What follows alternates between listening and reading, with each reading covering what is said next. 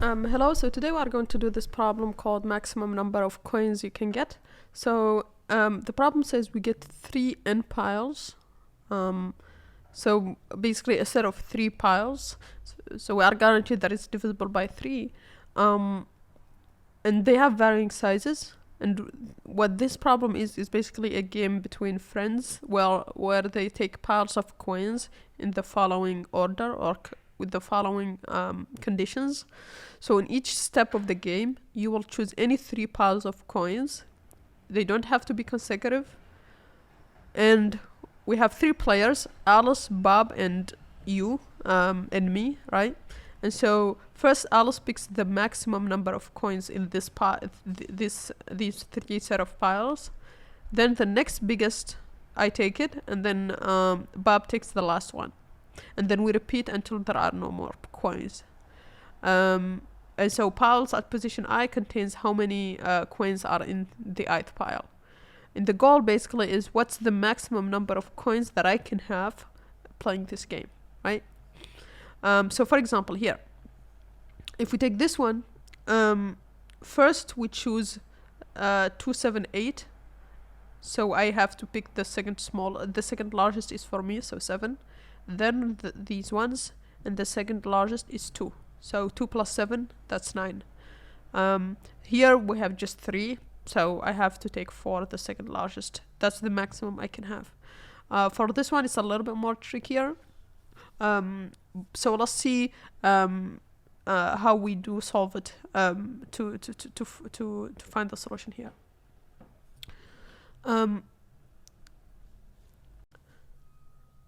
So this is actually a greedy problem, right? Because what we want is to maximize the number of coins I can get, right? And so we have both Bob, Alice, and me. This is kind of the order, right?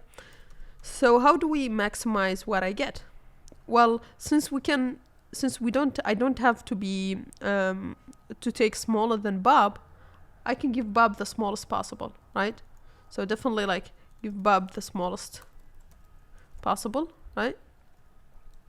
And then for me, I want to maximize the value I get, but it has to be smaller than Alice, right? So what I can do is basically just give the 2 largest to me and Alice, so that at least I can get as large value as I can, right? So largest possible, two values for me and Alice, right? So a greedy strategy here, and once we have this strategy that should maximize what I get, we can just repeat until there are no more piles, right? And so how do we make sure we give Bob the smallest value and give me and Alice the 2 largest ones each time? Well, we can just sort the array, right? And for Bob, since we want to give him always the smallest value that is still in the array, we can just have index at 0 for Bob, and each time we decrement it once we give him the smallest, so that the next one we give him is going to be the next smallest. For me and Alice, since we want the largest ones, we can just put j at the end of the array, right? And then each time give me j minus 1, right? Because j will go to, the value at position j will go to Alice, then the value at position j minus 1 will go to me. That way I maximize, we have the constraint that it has to be less than the value Alice gets, but it can be as large as possible. And so for me to maximize it, I need to give the largest one from the end, right? So that's the idea here. So first we need to sort the piles. And then I can have 2 indices, I and j.